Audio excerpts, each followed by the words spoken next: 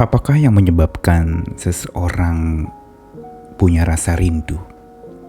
Umumnya, orang akan mengatakan bahwa seorang bisa rindu karena ada rasa sayang di dalamnya, ada kasih sayang di hati, ada hubungan yang mendalam sehingga rindu untuk berjumpa dengan sosok yang dia kasihi, dia sayangi, hubungannya dalam.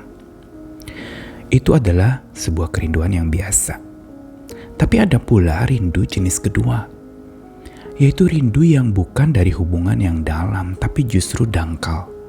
Semula mungkin dalam, tapi ada kerenggangan terjadi, dan lambat laun seseorang menjadi sadar bahwa yang dia tinggalkan atau yang dangkal itu adalah sosok yang harusnya dia dekati dan lebih dalam lagi membangun hubungan dengannya. Dan rindu yang kedua inilah yang seringkali Tuhan ingin tumbuhkan di dalam diri setiap kita. Manusia yang seringkali menolak bahkan menjauh dari Tuhan. Ketika butuh baru kita cari Tuhan, rindu Tuhan, tapi sebenarnya rindu berkat-Nya. Atau ketika kita mengharapkan sesuatu, kita rindu untuk dekat-dekat dengan Tuhan, ada maunya. Tetapi Tuhan seringkali justru inginkan ada rindu yang dalam, yang tunggal hanya kepada Tuhan. Dan untuk rindu tunggal itu tumbuh, seringkali Tuhan justru memakai masa-masa yang suram tanpa ada ketentraman. Dia seperti bersengaja memang menghancur luluhkan hati seseorang agar rindu tunggal kepada Tuhan itu menjadi bertumbuh. Hancur luluh agar rindu tumbuh. Saya Nikolas Kurniawan kembali menemani di dalam Sabda Tuhan hari ini dari 2 ayat. Pertama di Ulangan 28 ayat 65.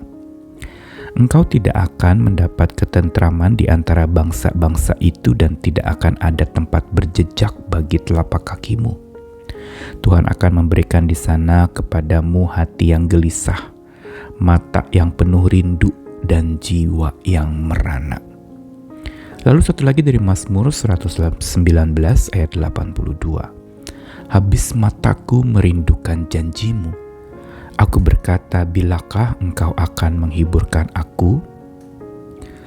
Ulangan pasal 28 adalah sebuah bagian yang cukup panjang, ayat yang begitu banyak. Babak pertama dari Ulangan 28 itu berbicara tentang berkat, yaitu orang yang mendengarkan suara Tuhan dan setia melakukan apa yang Tuhan katakan akan beroleh berkat. Lalu babak kedua dari Ulangan pasal 28 berbicara tentang kutuk. Sebaliknya orang yang tidak mendengarkan suara Tuhan dan taat melakukan apa yang Tuhan katakan, mereka akan beroleh kutuk. Tapi babak ketiga di Ulangan 28 merupakan sebuah berita teguran kepada orang-orang pilihan Tuhan yang justru siap-siap akan dibuang karena ketidaktaatan mereka. Mereka tidak mau menghamba kepada Tuhan dan menghamba kepada hal-hal lain yang ada di dunia ini. Dan konsekuensinya Tuhan menubuatkan tentang rencana penghukuman, peperangan, dan pembuangan buat orang pilihan Tuhan itu. Salah satu ayat yang tadi dibacakan dikatakan bahwa di bangsa-bangsa tempat di mana mereka dibuang, mereka tidak akan mendapat ketentraman. Tidak akan ada tempat berjejak bagi telapak kakimu, yang berarti tempat itu menjadi tempat di mana mereka bukan saja terasing, tapi juga tempat di mana mereka tidak tentram. Ada kesuraman di sana, bahkan ada keseraman yang juga mereka bisa alami. Dan pada saat itu pula dikatakan tidak akan ada tempat berjejak bagi telapak kakimu, yang berarti mereka akan terhimpit. Seperti orang yang tidak punya tempat untuk meletakkan telapak kakinya, berarti benar-benar begitu mereka terjepit dan tidak tahu harus berjalan kemana karena begitu terhimpitnya mereka dengan permasalahan hidup yang begitu berat. Dengan penindasan dan status sebagai orang-orang buangan itu berarti memang tersingkirkan, bukan saja diasingkan, tapi dianggap ini pengungsi yang siap-siap untuk dibinasakan. Namun di situ dicatatkan lagi ketika seorang tidak mendapat ketentraman di bangsa-bangsa pembuangan itu dan tidak ada tempat berjejak bagi telapak kaki, maka dikatakan Tuhan akan memberikan di sana hati yang gelisah, mata yang penuh rindu, dan jiwa yang merana. Bagian kedua ini sebenarnya Tuhan ingin mengingatkan bahwa justru pada saat-saat di mana seorang mengalami ketidaktentraman, terhimpit dalam masalah, kesuraman hidup, justru di situ Tuhan bersengaja memberikan hati yang gelisah, mata yang rindu, dan jiwa yang merana. Saya mulai bertanya, kenapa mata yang penuh rindu? Rupanya inilah yang menyebabkan Tuhan izinkan seseorang mengalami kesuraman dan ketidaktentraman di dalam hidupnya, yaitu supaya hatinya gelisah agar dia bertobat dan kembali kepada Tuhan. Matanya penuh rindu agar hanya menantikan dan merindukan Tuhan saja. Jiwanya merana melambangkan hati yang hancur habis-habisan untuk bertobat dan mendekat lagi kepada Tuhan. Dan ini juga senada di Mazmur 119, pemazmur mengatakan, mataku habis hancur merindukan janji Tuhan. Aku berkata, bilakah Engkau akan menghiburkan aku? Seperti ada nada ketertekanan dan butuh hiburan yang seorang jadi merindukan janji Tuhan. Dan ini yang kita garis bawahi.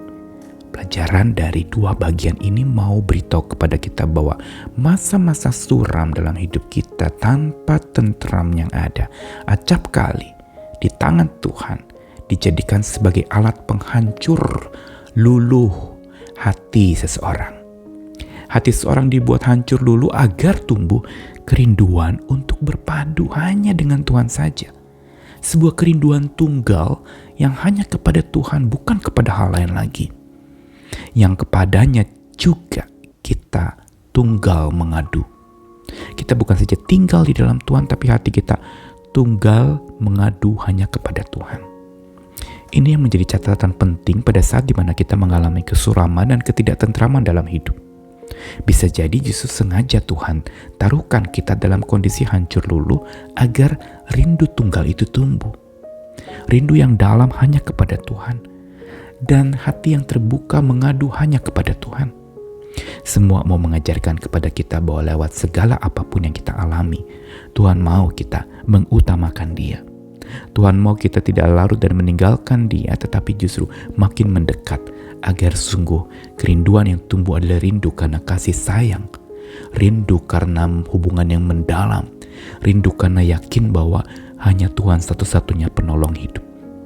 Karena itu mari kita belajar dari apa yang disampaikan lewat ayat firman Tuhan hari ini, agar kita sungguh boleh memiliki rindu yang tunggal, yang tumbuh, walaupun lewat hancur luluh, kita tetap menunggalkan hati kita hanya kepada Tuhan. Selamat rindu tunggal kepada Tuhan, dan kasih-Nya selalu menyertai kita. Amin.